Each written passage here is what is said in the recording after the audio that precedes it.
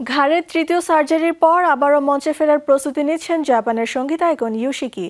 দীর্ঘ সময় শারীরিকভাবে সুস্থ হওয়ার প্রক্রিয়ার মধ্য দিয়ে যাওয়ার পর এটি তার জন্য এক বড় কামব্যাক হিসেবে দেখা হচ্ছে। লস অ্যাঞ্জেলেসের ওয়ার্ল্ড ডিজনি কনসার্ট হলে 16 ও 17 জুলাই দুটি শো করবেন তিনি। ভক্তদের জন্য এটি তাই এক আবেগঘন প্রত্যাবর্তনের মুহূর্ত হতে যাচ্ছে। ঘাড়ের তৃতীয় সার্জারির পর আবারও মঞ্চে ফিরতে প্রস্তুতি নিচ্ছেন জাপানের সঙ্গীত আইকন ইয়োশিকি। এটা তার জন্য বড় এক ধরনের কামব্যাক।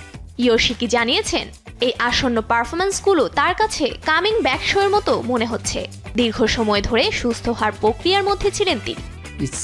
তখন আমার মনে হয়েছিল হয়তো এটাই শেষ, হয়তো আর আগের মতো ফিরতে পারবো না, কারণ আমার ঘাড়ে 3 বার সার্জারি হয়েছে এবং এখন সেখানে 2টি কৃত্রিম ডিস্ক বসানো আছে।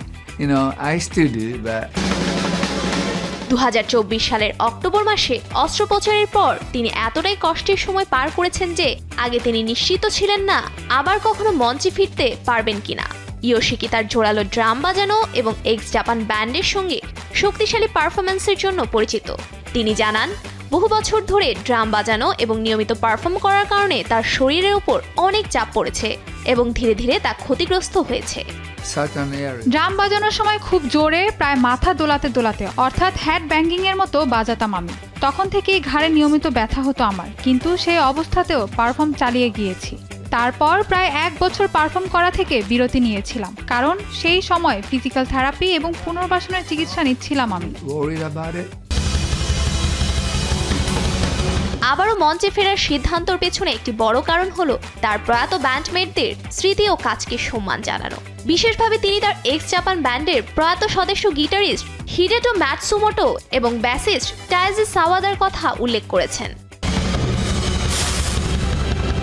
যতদিন তিনি সক্রিয়ভাবে কাজ চালিয়ে যাবেন ততদিন মানুষ তার মাধ্যমে তাকে চিনবে, আর সেই সূত্রেই তার প্রয়াত ব্যান্ডমেটদের সম্পর্কেও মানুষ জানতে পারবে, যাদের তিনি হারিয়েছেন এবং যাদের স্মৃতি তিনি বাঁচিয়ে রাখতে চান। সঙ্গীত ও শিল্পে কৃত্রিম বুদ্ধিমত্তার ব্যবহার নিয়েও তিনি মিশ্র অনুভূতি পোষণ করেন। কিছু দিক তাকে খুবই আগ্রহী করে, আবার কিছু দিক চিন্তিতও করে। একজন সঙ্গীত শিল্পী ও শিল্পীর দৃষ্টিতে এটা কিছুটা ভয়ঙ্করও মনে হয়, কারণ এখন এআই দিয়ে মাত্র 5 সেকেন্ডে অসাধারণ শিল্প তৈরি করা সম্ভব। আবার একই ধরনের কাজ করতে মানুষের 5 বছরও সময় লাগতে পারে। এছাড়াও লস অ্যাঞ্জেলেসের ওয়ার্ল্ড ডিজনি কনসার্ট হলে 16 ও 17 জুলাই দুটি শো করবেন তিনি। Safura Afrin, showbiz tonight.